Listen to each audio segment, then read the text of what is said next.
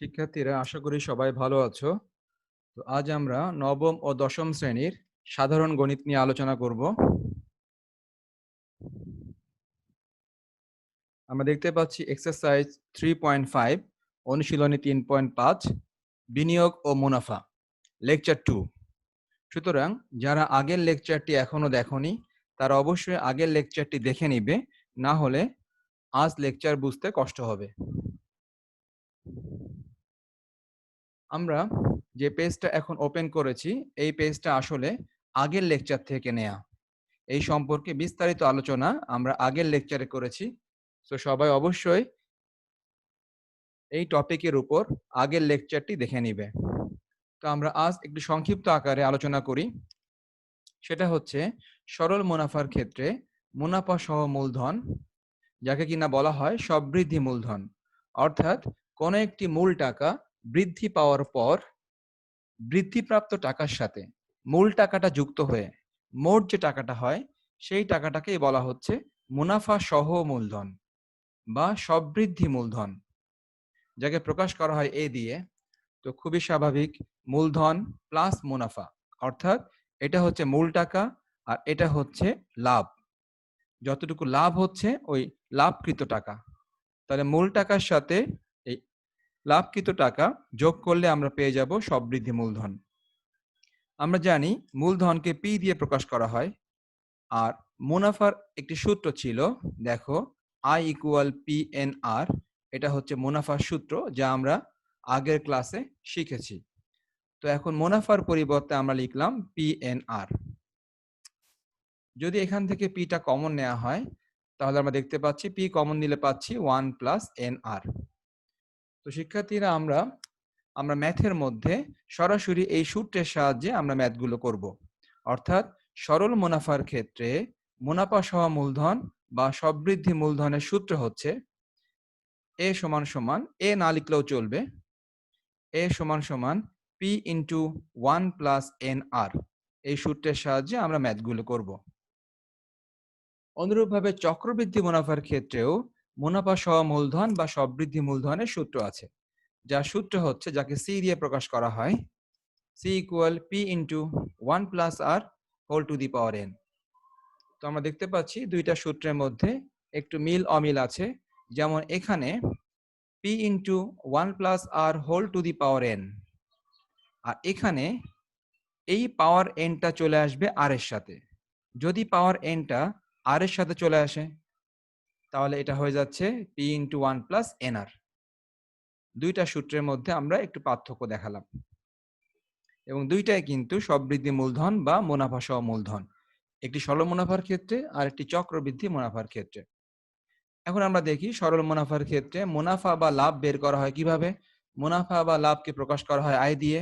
আয়ের সূত্র হচ্ছে আই ইকুয়াল পি এন আর, যেখানে আমরা এই বিষয়গুলো আমরা সবাই জানি।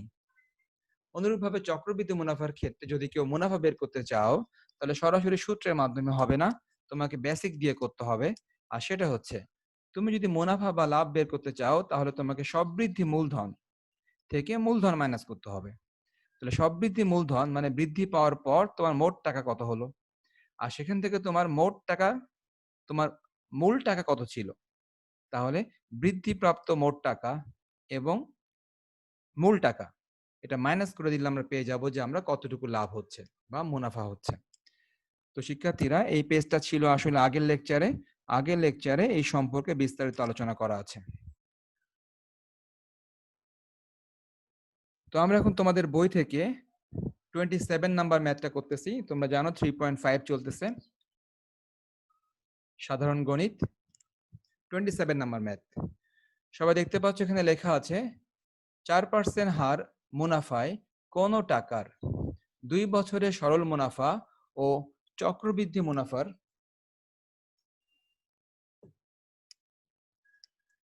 এখানে তোমরা কোশ্চেনটা দেখতে পাচ্ছ,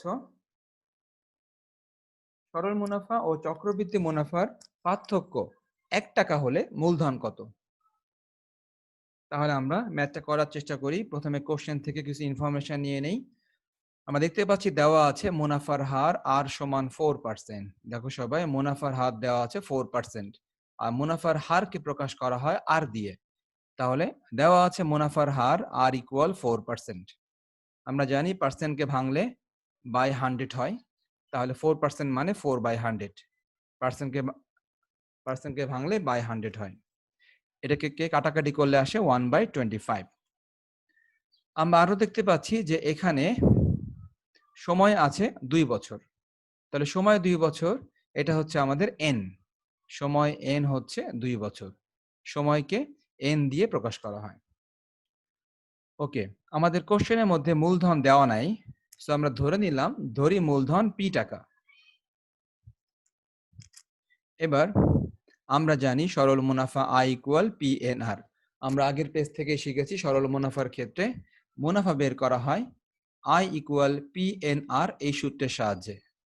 সো আমরা এখানে P লিখলাম, এখানে n এর মান আমরা n এর মান এবং r এর মান বসিয়ে দিলাম। সবাই দেখতে পাচ্ছি n এর মান 2 এবং r এর মান 1/25। তাহলে আমরা n এর মান বসালাম এবং r এর মান বসালাম। এখান থেকে ক্যালকুলেশন করে পাওয়া গেল 2p/25 টাকা। এটা হচ্ছে আমার সরল মুনাফা। এখন তাহলে তারা আমাদের কাছে কি জানতে চেয়েছে? তারা আমাদের কাছে জানতে চেয়েছে যে এই সরল মুনাফার ক্ষেত্রে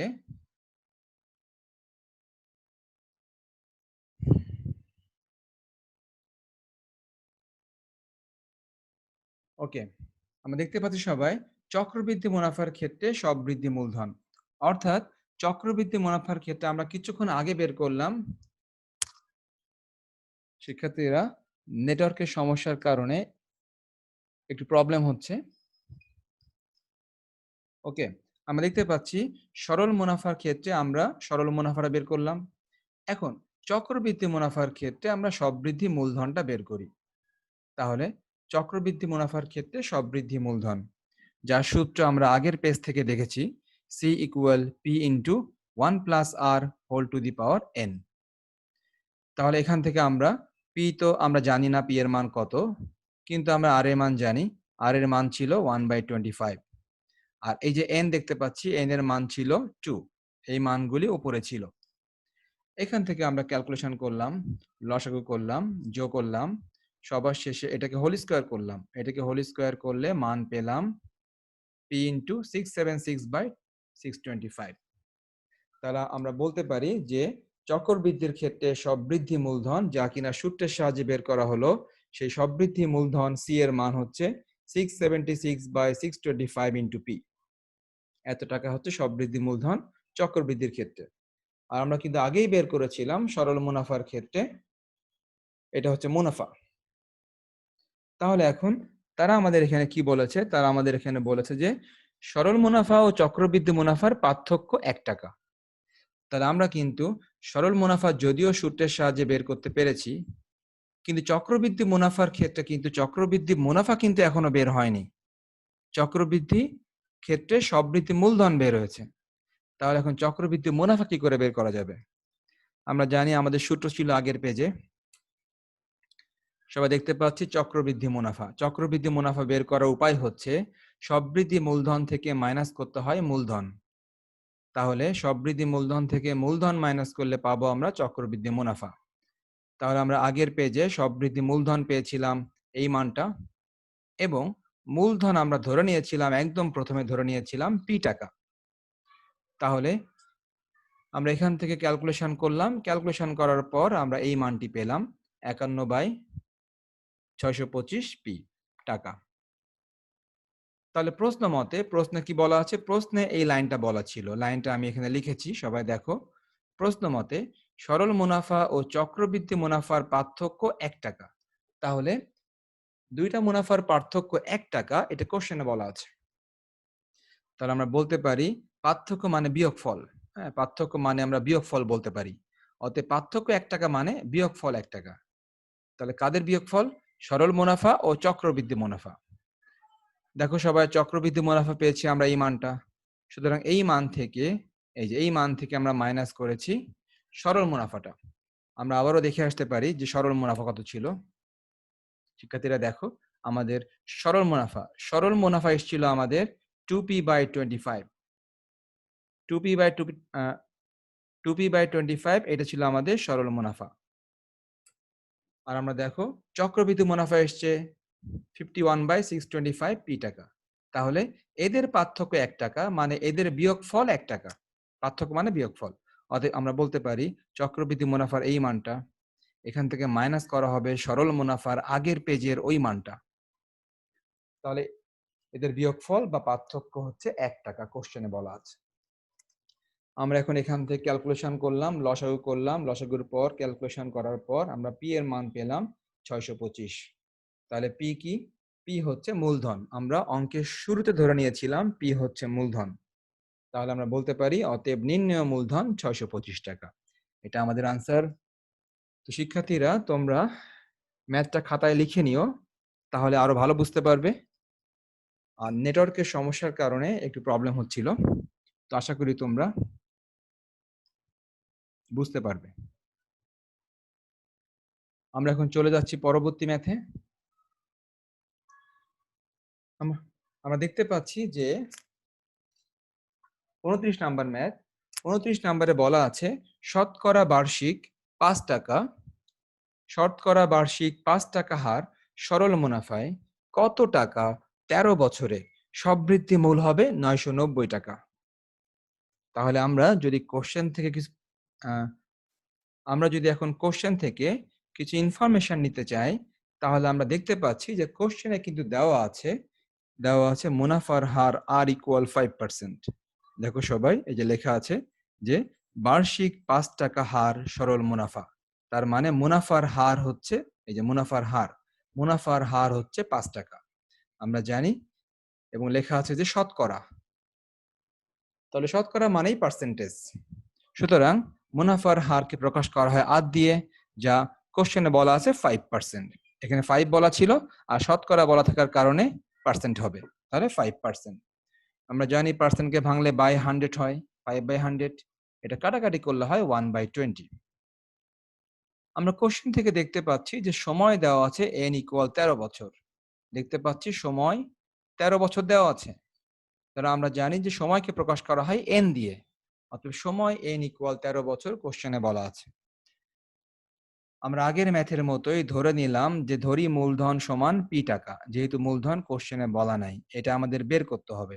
এই যে কোশ্চেনে বলা আছে যে কত টাকা, মানে এটাই হচ্ছে মূলধন। এই কত টাকা এটাই বের করতে হবে, তাহলে মূলধনটাই বের করতে হবে। তাহলে আমরা ধরে নিলাম মূলধন p টাকা। আমরা সবাই জানি সরল মুনাফার ক্ষেত্রে সব বৃদ্ধি মূল।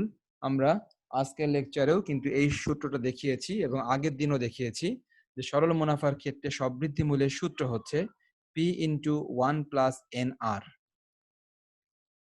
যদি এখন মানগুলি বসিয়ে দিই, p এর মান আমরা জানি না, n এর মান 13 দেওয়া আছে, r এর মান আমরা দেখছি যে 1/20, r এর মান 1/20। নেক্সট আমরা এখানে লসাগু করলাম, লসাগু করার পর ক্যালকুলেশন করলে আসে এটা p ইন্টু 33/20 আসে।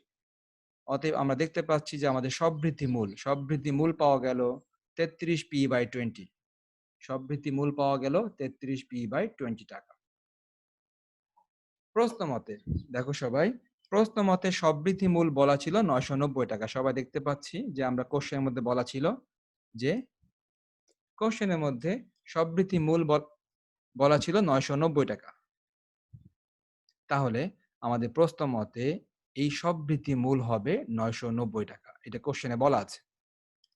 তাহলে এখান থেকে আমরা করলাম আর গুণন করলাম, আর গুণন করার পর এই মানটা আসলো।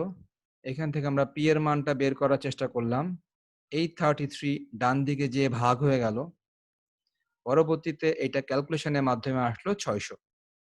তাহলে আমরা বুঝতে পারলাম পি মানেই মূলধন, অতএব নির্ণেয় মূলধন 600 টাকা। এটি আমাদের আনসার। শিক্ষার্থীরা তোমরা ভিডিওটি যে অংশ তোমাদের বুঝতে কষ্ট হবে, তোমরা ওই অংশটুকু বারবার দেখবে এবং অঙ্কটি খাতায় লিখে নিবে। আশা করি সবাই বুঝতে পারবে। তাহলে আমরা এখন চলে যাচ্ছি পরবর্তী ম্যাথে বা পরবর্তী কার্যক্রম। আমরা দেখতে পাচ্ছি আমাদের পরবর্তী কার্যক্রম হচ্ছে হোমওয়ার্ক। আমাদের একটি হোমওয়ার্ক আছে, সবাই হোমওয়ার্কটি দেখতে পাচ্ছি। হোমওয়ার্কটি হচ্ছে তোমার বইয়ের 30 নম্বর অঙ্ক। 30 নম্বর অঙ্ক শতকরা বার্ষিক ৫ টাকা হার মুনাফায় কত টাকা ১২ বছরে সববৃদ্ধিমূল ১২৮০ টাকা হবে? তো অঙ্কটা একই নিয়মের। আমরা কিছুক্ষণ আগে যে ম্যাথটা করলাম ২৯ নম্বর, ওই ২৯ নম্বরের নিয়মে করতে হবে এই ৩০ নাম্বার। তো তোমরা আশা করি হোমওয়ার্কটি করবা এবং হোমওয়ার্কটি করার পর তোমাদের উত্তরের প্রয়োজন হবে। তো আনসার তোমাদের বইয়েও আছে। তো আমি একটু আনসারটা দিয়ে দিই। সবাই দেখতে পাচ্ছ আনসার মূলধন আসবে ৮০০ টাকা। তাহলে তোমরা আনসারটি মিলিয়ে নিবে হোমওয়ার্ক করার পর।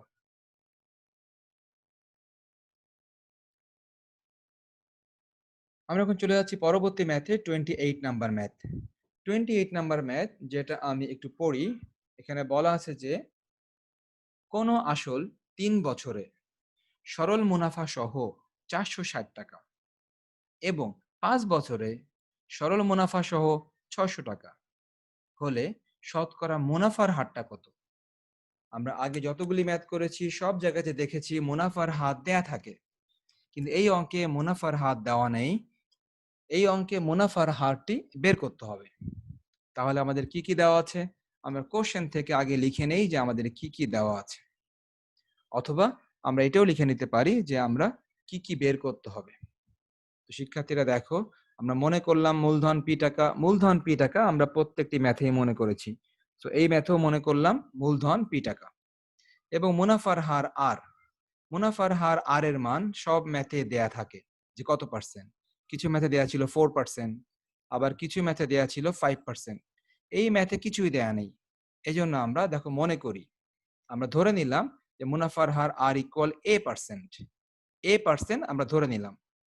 তাহলে a%কে ভাঙলে হয় বাই 100, a/100। আমরা সময় n ধরলাম, অন্য ম্যাথে সময়ের মান বলা ছিল, এই ম্যাথে সময় বলা নেই। তো আমরা সময় ধরে নিলাম n। সরি, এই ম্যাথেও সময় বলা আছে। তো আমরা আপাতত সময় n ধরলাম। আমরা জানি সরল মুনাফার ক্ষেত্রে মুনাফা সহ আসল বা সববৃদ্ধি মূল, এই সূত্র আমরা আগেই শিখেছি যে সরল মুনাফা সহ আসল বা সববৃদ্ধি মূল, এটার সূত্র হচ্ছে p ইন্টু 1+nr। এই সূত্র আমরা আজকেও শিখেছি, আগের দিনও শিখেছি। তাহলে এখন আমরা কোশ্চেনে ফিরে যাই। শিক্ষার্থীরা দেখো কোশ্চেনে কি বলা আছে। কোশ্চেনে বলা আছে দেখো যে ৩ বছরে সরল মুনাফা সহ ৪৬০ টাকা। তার মানে ৩ বছরে সরল মুনাফা সহ ৪৬০ টাকা। এটা আসলে কি? এই দেখো এখানে লেখা আছে যে কোন আসল, মানে কোন আসল ৩ বছরে বৃদ্ধি পেয়ে মুনাফা সহ ওই আসলটি হবে ৪৬০ টাকা। তার মানে হচ্ছে ৪৬০ টাকা আসলে কি? ৪৬০ টাকা হচ্ছে আসলে মুনাফা সহ আসল। এই যে আসল টাকার সাথে মুনাফা সহ, তার মানে কি দাঁড়ালো? মুনাফা সহ আসল ৪৬০ টাকা। তাহলে দেখো ৩ বছরে মুনাফা সহ আসল আমরা সূত্রের সাহায্যে বের করার চেষ্টা করি। ৩ বছরে মুনাফা সহ আসল কত হবে। দেখো সবাই, সূত্র উপরে লেখা আছে p ইন্টু 1+nr। p থাকলো, 1+ থাকলো, আমরা এখানে কিছু মান বসাই। n এর মান 3। n এর মান 3 কি করে হলো?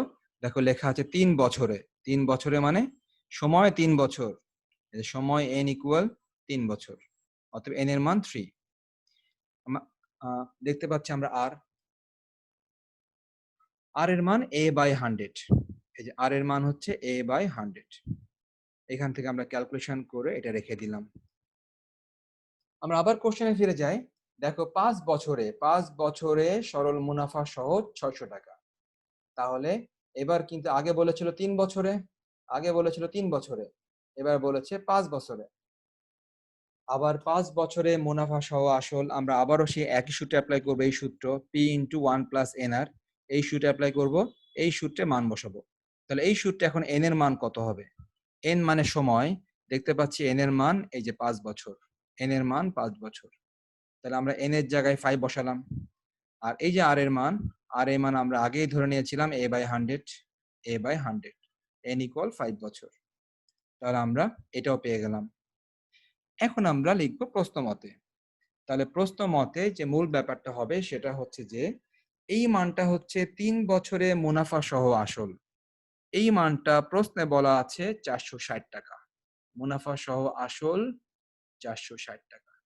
তাহলে এই যে প্রশ্ন মতে মুনাফা সহ আসল হবে 460 টাকা। কত বছরে? ৩ বছরে। এই যে ৩ বছরে। পরবর্তীতে লেখা আছে দেখো ৫ বছরে মুনাফা সহ আসল ৬০০ টাকা। এই দেখো ৫ বছরে মুনাফা সহ আসল এত টাকা।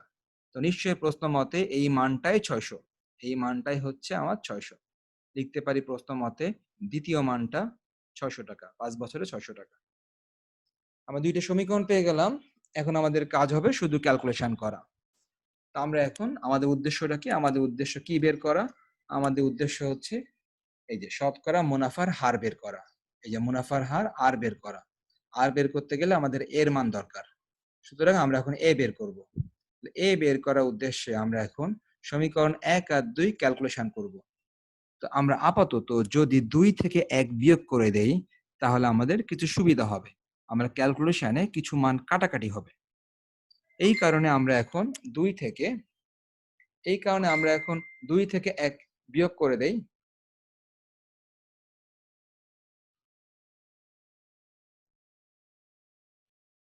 ওকে। আমরা এখন ২ থেকে যদি ১ বিয়োগ করে দেই তাহলে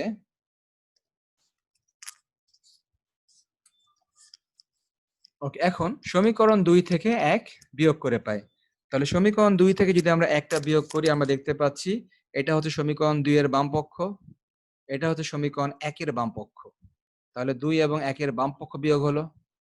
এটা হচ্ছে সমীকরণ ২ এর ডান পক্ষ, এটা হচ্ছে সমীকরণ ১ এর ডান পক্ষ। তাহলে ২ থেকে ১ বিয়োগ করলাম। বামপক্ষ মাইনাস বামপক্ষ, ডান পক্ষ মাইনাস ডান পক্ষ। আমরা এখানে পি দ্বারা এই পিটা ভেতরে গুণ করে দিলাম। এই মাইনাস পিটা আমরা ভেতরে গুণ করে দিলাম। আমরা পরবর্তীতে এই প্লাস পি এবং মাইনাস পি কাটাকাটি হয়ে গেল। কাটাকাটি হলে 5AP/100 থাকে। আর এখানে থাকে -3AP/100। এদিকে থাকে ১৪০। আমরা লসাগু করলাম। লসাগু করার পর উপরে থাকে এই মানটা। এরপর 5AP - 3AP বিয়োগ করলে হবে 2AP। আমরা এখান থেকে কাটাকাটি করলাম। 2 এবং 100 কাটলে হয় 50 নিচে। আমরা আর গুণন করলাম। AP = ১৪০ × ৫০। আমরা আর গুণন করলাম।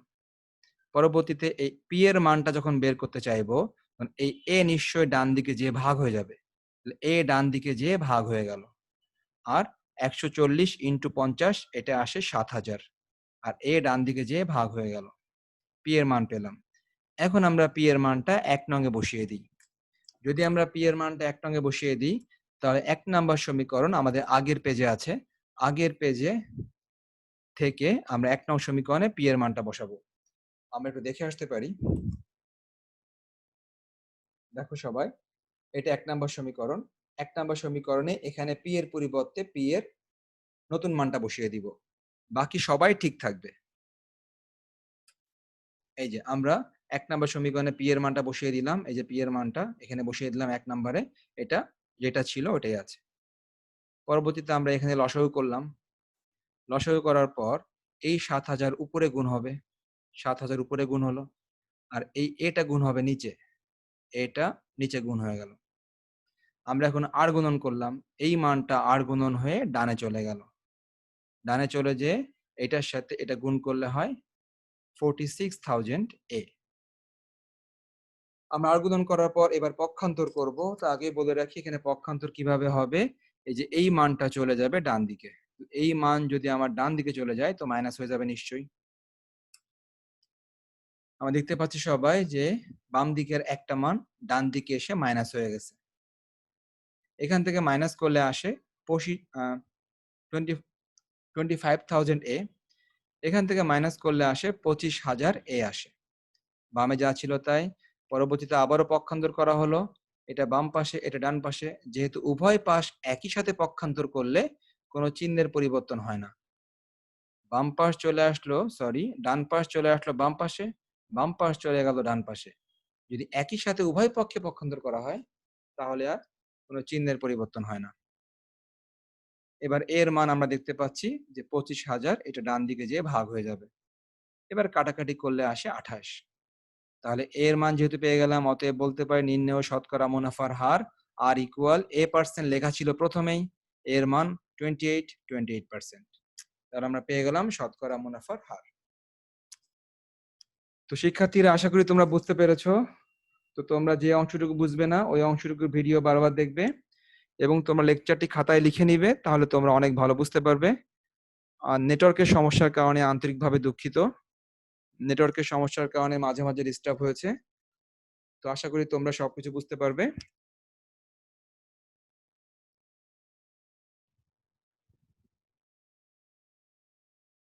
তো শিক্ষার্থীরা, তোমাদের সবাইকে ধন্যবাদ। সবাই ভালো থেকো।